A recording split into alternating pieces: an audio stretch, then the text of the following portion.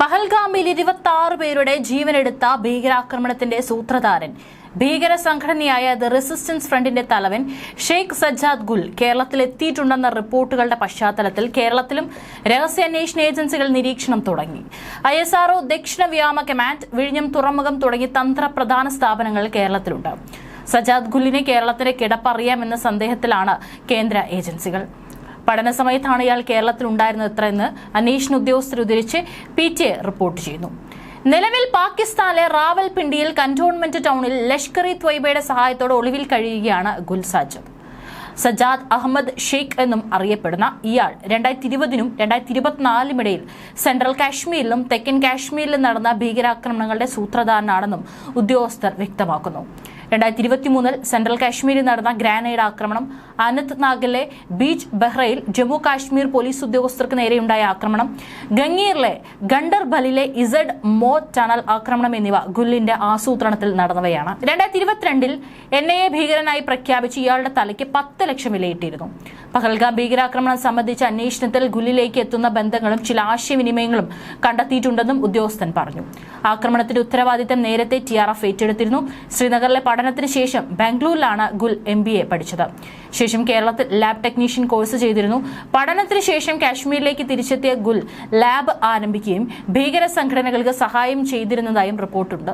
2002-ൽ ഭീകര സംഘടനകളുടെ ഓവർഗ്രൗണ്ട് വർക്കറായി ജോലി ചെയ്യുന്നതിനിടെ നിസാമുദ്ദീൻ റെയിൽവേ സ്റ്റേഷനിൽ വെച്ച് 5 കിലോ RDXുമായി ഗുല്ലിനെ ഡൽഹി പോലീസ് അറസ്റ്റ് ചെയ്തിരുന്നു. ഡൽഹിയിൽ സ്ഫോടന പരമ്പര നടത്താൻ ലക്ഷ്യമിട്ടുള്ള പ്രവർത്തനമായിരുന്നു ഗുൽ നടത്തിയതെന്നും അന്വേഷണത്തിൽ കണ്ടെത്തി. 2003 ഓഗസ്റ്റ് 7-ന് 10 വർഷത്തെ തടവിന് ശിക്ഷിച്ച ഗുൽ 2017-ലാണ് ജയിൽ മോചിതനായത്. ജയിലിൽ നിന്നും പുറത്തിറങ്ങിയ ശേഷം പാകിസ്ഥാനിലേക്ക് ചേക്കേറിയ ഇയാളെ പാക് ചാര സംഘടനയായ ISI ആണ് TDF-ന്റെ ചുമതലക്കാരനാക്കുന്നത്. 2019-ലെ പുൽവാമ ഭീകരാക്രമണത്തിന് ശേഷം ലഷ്കർ-ഇ ത്വയ്ബ, ജെയ്ഷെ മുഹമ്മദ് പോലുള്ള ഭീകര സംഘടനകളെ സ്പോൺസർ ചെയ്യുന്നതും സംരക്ഷിക്കുന്നതും പാകിസ്ഥാനാണെന്ന് രാജ്യാന്തര തലത്തിൽ ചർച്ചയുണ്ടായിരുന്നു. ഇതൊഴിവാക്കാനുള്ള ISIയുടെ തന്ത്രമായിരുന്നു TRF-ന്റെ പിറവിക്ക് പിന്നിൽ. ഇയാളുടെ സഹോദരൻ ശ്രീനഗറിലെ ശ്രീ മഹാരാജ ഹരി സിംഗ് ആശുപത്രിയിൽ ഡോക്ടറായിരുന്നു. പിന്നീട് ഭീകരവാദത്തിലേക്ക് കടന്ന ഇയാൾ 1990-കളിൽ സൗദി അറേബ്യയിലേക്കും പാകിസ്ഥാനിലേക്കും ചേക്കേറിയിരുന്നു. നിലവിൽ ഗൾഫ് രാജ്യങ്ങളിൽ പലായനം ചെയ്തവരിൽ നിന്നും ഭീകരവാദത്തിന് ധനസഹായം സമാഹരിക്കുന്നതാണ് ഇയാളുടെ ചുമതല. പാകിസ്ഥാൻ ഭീകര കേന്ദ്രങ്ങൾ തകർത്ത ഓപ്പറേഷൻ സിന്ദൂറിന് 2ാം ഘട്ടമുണ്ടെന്ന് സൂചന നൽകിയിരിക്കുകയാണ് കേന്ദ്രം. ഇന്ത്യയുടെ പട്ടികയിലുള്ള 21 ഭീകര കേന്ദ്രങ്ങളിൽ 9 എണ്ണം മാത്രമാണ് കഴിഞ്ഞ ദിവസം ആക്രമിച്ചത്. ഓപ്പറേഷൻ സിന്ദൂറിൽ ഇന്ത്യ ലക്ഷ്യമിടുന്നത് പഹൽഗാം ഭീകരാക്രമണത്തിലെ മുഖ്യ സൂത്രധാരൻ TRF തലവൻ ഷെയ്ഖ് സജ്ജാദ് ഗുല്ലിന്റേതടക്കം താവളങ്ങളാണ്. റാവൽപിണ്ടിയിലെ ഇയാളുടെ താവളവും ലക്ഷ്യത്തിലുണ്ട്. ഇന്ത്യ ലക്ഷ്യം വയ്ക്കുന്ന 21 കേന്ദ്രങ്ങളിൽ ഗുല്ലിന്റെ താവളവും ഉൾപ്പെടും. മറ്റ് നിരവധി ഭീകരാക്രമണങ്ങളിലും സജ്ജാദ് ഗുല്ലിന് പങ്കുണ്ടെന്നും അന്വേഷണ ഏജൻസികൾ കണ്ടെത്തിയിട്ടുണ്ട്. കേരളത്തിൽ എവിടെയാണ് സജ്ജാദ് ഗുൽ പഠിച്ചത്, ഏത് വർഷമായിരുന്നു, എത്ര കാലം കേരളത്തിൽ തങ്ങി, എവിടെയായിരുന്നു താമസിച്ചത്, കേരളത്തിൽ ബന്ധങ്ങളുണ്ടോ തുടങ്ങിയ വിവരങ്ങൾ ശേഖരിക്കും. NIA കേസായതിനാൽ നേരിട്ട് അന്വേഷണം നടത്താൻ കേരള പോലീസിന് പരിമിതികളുണ്ട്. എങ്കിലും NIA ഔദ്യോഗികമായി ആവശ്യപ്പെട്ടാൽ അന്വേഷണത്തിനും തയ്യാറാണെന്ന് ഉന്നത പോലീസ് വൃത്തങ്ങൾ അറിയിച്ചു. പക്ഷേ ഇത്തരം കാര്യങ്ങളിൽ കേരള പോലീസിനെ വിശ്വാസത്തിലെടുക്കാൻ കേന്ദ്രം തയ്യാറല്ല. 2010-ലാണ് കേരളത്തിൽ ISന്റെ തുടക്കം എന്ന് പറയാവുന്ന തീവ്രവാദ പ്രസ്ഥാനത്തിന് സൈബർ മേഖലയിലൂടെ മുള പൊട്ടുന്നത്. അതിനു മുൻപ് കണ്ണൂർ കേന്ദ്രീകരിച്ച ഒരു തീവ്രവാദ ഗ്രൂപ്പ് ശക്തമായിരുന്നു. ഇവരൊക്കെ പിന്നീട് അറസ്റ്റിലായി. മലപ്പുറം കേന്ദ്രീകരിച്ച് ഫ്രീ തിങ്കേഴ്സ് എന്ന സൈബർ ഗ്രൂപ്പിലൂടെയാണ് കേരളത്തിൽ ISന്റെ തുടക്കം. പിന്നീട് റൈറ്റ് തിങ്കേഴ്സ് എന്ന ഗ്രൂപ്പായി അത് മാറി. അതിനുശേഷമാണ് ഒരു കൂട്ടം ആൾക്കാർ ചേർന്ന് അൽ മുഹാജിറു എന്ന ബ്ലോഗ് തുടങ്ങുന്നത്. കേരളത്തിൽ IS എന്ന ആശയത്തെക്കുറിച്ച് ഈ ബ്ലോഗിലാണ് ചർച്ചയുണ്ടാകുന്നത്.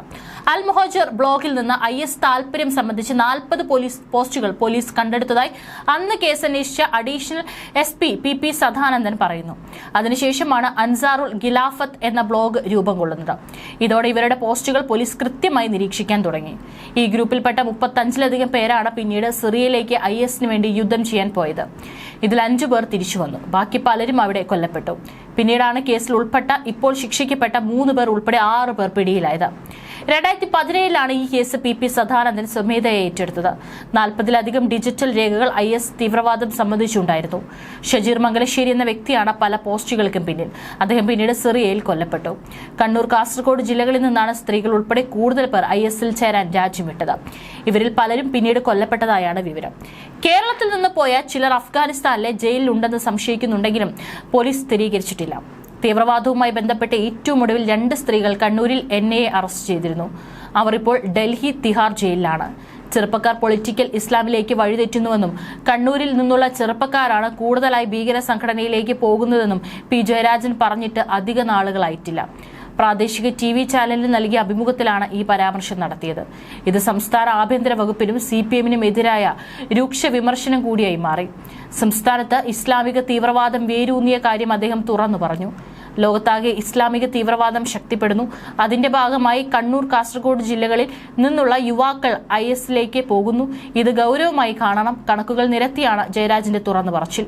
ഇത് സംബന്ധിച്ച് നേരത്തെ വാർത്തകളും ചർച്ചകളും വന്നപ്പോൾ അത് അപ്പാടെ നിഷേധിച്ച പാർട്ടിയാണ് CPM. ഇപ്പോൾ പാർട്ടിയുടെ സംസ്ഥാന കമ്മിറ്റി അംഗവും കണ്ണൂരിലെ പ്രമുഖ നേതാവുമായ ജയരാജനാണ് ഇക്കാര്യം സംശയലേശമന്യേ തുറന്നു പറഞ്ഞിരിക്കുന്നത്.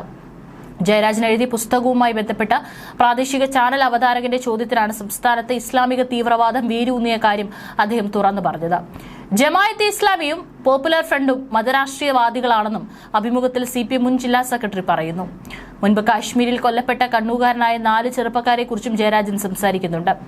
ജയരാജന്റെ പുസ്തകങ്ങളിൽ കണ്ണൂരിലെ യുവാക്കളിൽ ഇസ്ലാമിക ഭീകര സംഘടനകൾ ചെലുത്തുന്ന സ്വാധീനത്തെക്കുറിച്ചും കൂടുതൽ വിശദാംശങ്ങളുണ്ട്. 2015 കേരളത്തിൽ IS റിക്രൂട്ട്മെന്റ് സംബന്ധിച്ച് വാർത്ത പുറത്തു വന്നിരുന്നു. പിണറായി വിജയൻ അടക്കമുള്ള നേതാക്കൾ അന്ന് അത് പുച്ഛിച്ചു തള്ളുകയായിരുന്നു. ഇതേ പ്രമേയം കൈകാര്യം ചെയ്ത കേരള സ്റ്റോറിയെ സംഘപരിവാർ അജണ്ടയെന്ന് പറഞ്ഞ് CPM തള്ളുകയും ചെയ്തിരുന്നു. നാറാത്തും കോഴിമലയിലും കണ്ണൂരിൽ താണയിലും തീവ്രവാദ പരിശീലനം നടത്തിയത് വർഷങ്ങൾക്ക് മുമ്പ് വലിയ ചർച്ചയായിരുന്നു. അതിനെ മുസ്ലിം സംഘടനകളെക്കാൾ ശക്തമായി നിഷേധിക്കാൻ നിന്നവരാണ് CPM-കാർ. ഇന്നത് മാറ്റി പറയുന്നതാണ് കൗതുകകരം. ന്യൂനപക്ഷ വോട്ട് ബാങ്ക് ലക്ഷ്യമിട്ട് CPM മൂടിവെച്ച സത്യങ്ങളാണ് ജയരാജന്റെ വാക്കുകളിലൂടെ പുറത്തു വന്നത്. ഇസ്ലാമിക തീവ്രവാദത്തിന് CPM കുടപിടിക്കുകയാണെന്ന വിമർശനം കാലങ്ങളായി നിലനിൽക്കുകയാണ്. നടക്കാനിരിക്കുന്ന പാർട്ടി സമ്മേളനങ്ങളിൽ ജയരാജന്റെ തുറന്നു പറച്ചിൽ ചർച്ചയാകുമെന്ന് ഉറപ്പാണ്. CPM-ൽ ഉയർന്നു വന്നിരിക്കുന്ന PV അൻവർ, KT ജലീൽ വിഭാഗം മുസ്ലിം വർഗീയ രാഷ്ട്രീയം പാർട്ടിയിൽ കൊണ്ടുവരുന്നെന്ന ആക്ഷേപം പാർട്ടിക്കുള്ളിൽ ശക്തമാകുന്നതിനിടയിലാണ് കേരളത്തിൽ IS റിക്രൂട്ട്മെന്റ് പാർട്ടി നേതാവ് തന്നെ സ്ഥിരീകരിച്ചിരിക്കുന്നത്. ഇതിൽ സ്വന്തം പാർട്ടിക്കാരെയും തിരക്കിയാൽ കണ്ടെത്താനാകും. അതൊന്നും ജയരാജൻ കാര്യമാക്കുന്നില്ല. പാർട്ടിയിലെ ചേരിതിരിവ് ഒരു കൈ നോക്കാനാണ് ജയരാജന്റെ നീക്കം. സജാദ് ഗുലിന്റെ കേരള കണക്ഷൻ പുറത്തു വന്നിട്ടും കേരള സർക്കാരിന് ഒരു അനക്കവുമില്ല. മുമ്പ് കേരളം തീവ്രവാദികളുടെ സ്ലീപ്പിംഗ് സെല്ലാണെന്ന് പറഞ്ഞ് ഇവിടെ മുൻ DGP-യാണ് ഭീകര സംഘടനയായ ഇസ്ലാമിക സ്റ്റേറ്റിന് വേണ്ടി പണം കവർന്ന തൃശൂർ സ്വദേശി തമിഴ്നാട്ടിൽ വെച്ച് NIA-യുടെ പിടിയിലായത് 2023-ലാണ്. തൃശൂർ മതിലകം കോട സ്വദേശി ആഷിഫാണ് പിടിയിലായത്. കേരളത്തിൽ നടന്ന കവർച്ചയിലും സ്വർണ്ണക്കടത്തിലും ആഷിഫിന്റെ നേതൃത്വത്തിലുള്ള സംഘത്തിന് പങ്കുള്ളതായി കേന്ദ്ര ഏജൻസികൾ കണ്ടെത്തിയിരുന്നു. ഇതിന്റെ അടിസ്ഥാനത്തിലാണ് NIA ഇയാളെ പിടികൂടിയത്. ടെലിഗ്രാമിൽ പെറ്റ് ലവേഴ്സ് എന്ന ഗ്രൂപ്പ് ഉണ്ടാക്കിയാണ് ആഷിഫ് മോഷണ സംഘത്തിലേക്ക് ആളുകളെ റിക്രൂട്ട് ചെയ്തിരുന്നത്. ഇയാൾക്കൊപ്പമുണ്ടായിരുന്ന 3 പേർ കൂടി പിടിയിലായിട്ടുണ്ട്. പാലക്കാട് നിന്നും 30 ലക്ഷം രൂപ മോഷ്ടിച്ച ആഷിഫ് സംഘവും സത്യമംഗലം വനമേഖലയിൽ ഒളിവിൽ കഴിയുകയായിരുന്നു. അതിനിടയിലാണ് ഇവരെ പിടികൂടിയിരിക്കുന്നത്. കേസിൽ ഒരു പ്രതിയെ കൂടി ഇനി പിടിക്കാനുണ്ട്. ഒരു കൊലക്കേസിലും പ്രതിയാണ് ആഷിഫ്. ഇയാളുടെ നേതൃത്വത്തിൽ ഒരു പൊതുമേഖലാ ബാങ്കിലും ഒരു സഹകരണ സംഘത്തിലും ഒരു ജ്വല്ലറിയിലും മോഷണം നടത്താനും ഇവർ പദ്ധതി തയ്യാറാക്കിയിരുന്നതായും അന്വേഷണത്തിൽ കണ്ടെത്തിയിട്ടുണ്ട്. ഇതുകൂടാതെ ഓൺലൈൻ ബാങ്ക് തട്ടിപ്പ്, ATM കവർച്ച തുടങ്ങിയവയ്ക്കും ഇയാൾ പദ്ധതി തയ്യാറാക്കിയിരുന്നു. ഇയാൾക്കെതിരെ UAPA കുറ്റം ചുമത്തിയിട്ടുണ്ട്. 3 മാസത്തോളം ഇയാളെ നിരീക്ഷിച്ച ശേഷമാണ് ഇപ്പോൾ NIA പിടികൂടിയിരിക്കുന്നത്. കൊച്ചി NIA യൂണിറ്റാണ് കേസ് അന്വേഷിക്കുന്നത്. ഇയാളുടെ സുരക്ഷിത താവളം കേരളമായിരുന്നു. കേരളത്തിൽ IS ഭീകരരുടെ സാന്നിധ്യമുണ്ടെന്ന വിവരത്തെ തുടർന്ന് കഴിഞ്ഞ കുറേ നാളുകളായി NIA നിരീക്ഷണം തുടരുകയായിരുന്നു. 122 ഭീകരരെ അറസ്റ്റ് ചെയ്തതായി 2020 സെപ്റ്റംബറിൽ ആഭ്യന്തര മന്ത്രാലയം രാജ്യസഭയിൽ വ്യക്തമാക്കിയിരുന്നു. ഇന്ത്യൻ വംശജരായ 127 IS ഭീകരരെ പിടികൂടിയപ്പോൾ 21 പേർ മലയാളികളായിരുന്നു. IS ബന്ധം ആരോപിച്ച് കണ്ണൂരിൽ 2 സ്ത്രീകൾ 2021 ഓഗസ്റ്റിൽ അറസ്റ്റിലായതോടെയാണ് കേന്ദ്രം കേരളത്തെ ശ്രദ്ധിക്കാൻ തുടങ്ങിയത്. ഇസ്ലാമിക് സ്റ്റേറ്റ് ഭീകര സംഘടനയുമായി ബന്ധപ്പെട്ട 2 യുവതികളാണ് അറസ്റ്റിലായത്. ഷിഫ ഹാരിസ്, മിസ്ഹ സിദ്ദിഖ് എന്നിവരാണ് കണ്ണൂർ നഗരത്തിൽ നിന്ന് അറസ്റ്റിലായത്. ദില്ലിയിൽ നിന്നുള്ള അന്വേഷണ സംഘമാണ് ഇവരെ അറസ്റ്റ് ചെയ്തത്. സമൂഹ മാധ്യമം വഴി IS നടത്തിയ ആശയ പ്രചാരണം നടത്തിയെന്നാണ് ദേശീയ അന്വേഷണ ഏജൻസി പറയുന്നത്. ഇവരുടെ കൂട്ടാളി മുസാദ് അൻവർ നേരത്തെ അറസ്റ്റിലായിരുന്നു. യുവതികളെ ക്രോണിക്കൽ ഫൗണ്ടേഷൻ എന്ന പേരിൽ ഗ്രൂപ്പുകൾ ഉണ്ടാക്കി സമൂഹ മാധ്യമത്തിൽ IS പ്രചാരണം നടത്തിയെന്നാണ് ആരോപണം. സംഘത്തിൽപ്പെട്ട അമീർ അബ്ദുൾ റഹ്മാനെ മംഗലാപുരത്ത് നിന്ന് അറസ്റ്റ് ചെയ്തിരുന്നു. ഇയാളിൽ നിന്ന് ലഭിച്ച വിവരങ്ങളുടെ അടിസ്ഥാനത്തിലാണ് യുവതികൾ അറസ്റ്റ് ചെയ്തത്. ഇവരെ 6 മാസത്തോളം കേന്ദ്രം നിരീക്ഷിച്ചിരുന്നു. കേരളത്തിൽ 7 പേരടങ്ങുന്ന സംഘമാണ് IS-ന് വേണ്ടി സമൂഹ മാധ്യമത്തിൽ പ്രചാരണം നടത്തിയതെന്ന് സംഘം പറയുന്നു. ഏതാണ്ട് ഇതേ കാലത്ത് കേരളം IS-ന്റെ താവളമാണെന്ന് BJP ദേശീയ അധ്യക്ഷൻ JP നദ്ദ പറഞ്ഞത്. കേരളത്തിൽ നിന്നും IS ബന്ധം ആരോപിച്ച് 2 യുവതികളെ പിടികൂടിയതിന് പിന്നാലെയായിരുന്നു നദ്ദയുടെ പ്രസ്താവന. മുമ്പും IS ഉൾപ്പെടെയുള്ള ഭീകര സംഘടനകളുടെ സ്ലീപ്പിംഗ് സെന്ററായാണ് കേരളം അറിയപ്പെട്ടിരുന്നത്. വർഷങ്ങൾക്ക് മുമ്പ് തന്നെ ഇത്തരമൊരു ആരോപണം ഉയർന്നു കേട്ടിരുന്നു. എന്നാൽ ഫലപ്രദമായ യാതൊരു നടപടികളും ഉണ്ടായില്ല. അങ്ങനെ ഉണ്ടായിരുന്നെങ്കിൽ ഇതുപോലുള്ള സംഭവങ്ങൾ ഒഴിവാക്കാമായിരുന്നു. സത്യത്തിൽ ഇടത് വലത് മുന്നണികളാണ് ഇത്തരം സംഘടനകളുടെ കേരളത്തിലെ വളർച്ചയിൽ നിർണായക പങ്ക് വഹിച്ചത്. തീവ്രവാദികൾക്ക് നേരെ കണ്ണെറിഞ്ഞാൽ അതൊരു പ്രത്യേക സമുദായത്തിന് നേരെയാകാം എന്ന പേടിയാണ് ഇടത് വലത് മുന്നണികൾ പുലർത്തുന്നത്. കോൺഗ്രസിനൊപ്പം ലീഗുള്ളതുകൊണ്ട് ഇത്തരക്കാരെ കോൺഗ്രസ് വിമർശിക്കാനില്ല. കേരളത്തിലെ വിവിധ രാഷ്ട്രീയ പാർട്ടികളുടെ ആവശ്യം വോട്ടാണ്. കേരളത്തിൽ പ്രവർത്തിക്കുന്നത് തീവ്രവാദികളാണെന്ന് പറഞ്ഞാൽ അവർക്കതിൽ യാതൊരു പരിഭവവുമില്ല. എന്നാൽ 2ാം പിണറായി സർക്കാരിന്റെ കാലം മുതലാണ് IS ഉൾപ്പെടെയുള്ള ഭീകരർ കേരളത്തിൽ സജീവമായത്. കഴിഞ്ഞ 6 വർഷമായി രാജ്യത്തിന്റെ ചാരക്കണ്ണുകൾ കേരളത്തിന് പിന്നാലെയുണ്ട്. ISന്റെ കണ്ണികൾ കേരളത്തിലുണ്ടെന്ന മുന്നറിയിപ്പ് മുൻപ് തന്നെ കേന്ദ്ര സർക്കാർ കേരളത്തിന് കൈമാറിയിരുന്നു. ഇക്കാര്യം വിവരം അറിയിക്കുന്ന വേളയിൽ DGP ആയിരുന്ന ലോക്നാഥ് ബെഹ്റ പരസ്യമാക്കുകയും ചെയ്തു. എന്നാൽ ബെഹ്റ വിചാരിച്ചാൽ ഒന്നും നടക്കില്ലെന്ന് കേരളത്തിന് മനസ്സിലായി. കേരളത്തിന്റെ കാര്യത്തിൽ നരേന്ദ്രമോദിക്ക് പ്രത്യേക താല്പര്യമാണുള്ളത്. കേരളത്തിൽ പ്രവർത്തിക്കുന്ന വിവിധ രാഷ്ട്രീയ കക്ഷികൾ വർഗീയ കക്ഷികളെയും തീവ്രവാദികളെയും വളർത്തുന്ന കാര്യം വളരെ മുൻപേ കേന്ദ്ര സർക്കാരിന്റെ ശ്രദ്ധയിൽപ്പെട്ടിട്ടുണ്ട്. അതിന് ഒരു അറുതിയുണ്ടാക്കാൻ IS യുവതികൾക്ക് കഴിയുമെന്ന് കേന്ദ്ര സർക്കാർ വിശ്വസിക്കുന്നു. താലിബാൻ വിഷയം കൊടുമ്പിരി കൊണ്ടതോടെ ISന് പഴുതുകൾ സൃഷ്ടിക്കാതെ ശ്രദ്ധിക്കുകയാണ് കേന്ദ്ര സർക്കാർ. താലിബാനിലെ ഭീകരർ മലയാളം സംസാരിക്കുന്ന ദൃശ്യം ശശി തരൂർ പുറത്തുവിട്ടപ്പോൾ കേരളം ഞെട്ടി. ലവ് ജിഹാദിൽ അകപ്പെട്ട് വിദേശ രാജ്യങ്ങളിലെത്തിയ IS ഭീകരരായി മാറിയ മലയാളി നിമിഷയുടെയും കുടുംബത്തിന്റെയും ചിത്രങ്ങളുമായി ഓസ്ട്രേലിയൻ ടെലിവിഷൻ ചാനൽ പ്രതിനിധികൾ തലസ്ഥാനത്തെത്തിയതും കേരളം മറക്കാറായിട്ടില്ല. നിമിഷയുടെ അമ്മ ബിന്ദുവാണ് ഇക്കാര്യം വ്യക്തമാക്കിയത്. ഇന്ത്യക്കെതിരെ യുദ്ധപ്രഖ്യാപനം നടത്തി രാജ്യം വിട്ട നിമിഷയുടെ കാര്യത്തിൽ ഓസ്ട്രേലിയൻ മാധ്യമത്തിന് എന്താണ് ഇത്ര താല്പര്യമെന്ന് ഇന്നും വ്യക്തമല്ല. ഏതായാലും നിമിഷയും സോണിയയും നബീസയും മറിയവും ഇനി മലയാള മണ്ണ് കാണില്ലെന്ന കാര്യത്തിൽ തീരുമാനമായി കഴിഞ്ഞു. ഇക്കാര്യം പുറത്തു വന്ന ഉടനെയാണ് ഓസ്ട്രേലിയൻ മാധ്യമം നിമിഷയുടെ അമ്മ ബിന്ദുവിനെ കണ്ടത്. സിറിയ അടക്കമുള്ള രാജ്യങ്ങളിലാണ് മലയാളികൾ ഉൾപ്പെടെ ഇന്ത്യൻ സംഘം ഭീകര പ്രവർത്തനങ്ങൾക്കായി എത്തിയത്. ഭീകര സംഘടനയായ ISൽ ചേർന്ന മലയാളികൾ അടക്കമുള്ള സ്ത്രീകളെ സ്വീകരിക്കില്ലെന്ന് ഇന്ത്യ വ്യക്തമാക്കിയതോടെ കപട രാജ്യസ്നേഹികൾ ലക്ഷദ്വീപിന് ശേഷം ഇത് ആയുധമാക്കാനുള്ള ഒരുക്കമാണ് അണിയറയിൽ നടത്തിയത്. അവരുടെ IS ഭീകരരായ ഭർത്താക്കന്മാർ കൊല്ലപ്പെട്ടതോടെയാണ് രാജ്യത്തേക്ക് മടങ്ങണമെന്ന് ഇവർ ആവശ്യപ്പെട്ടത്. ചില ദേശീയ പത്രങ്ങൾക്ക് കേന്ദ്ര സർക്കാരിന്റെ നടപടി ഒട്ടും സഹിക്കുന്നില്ല.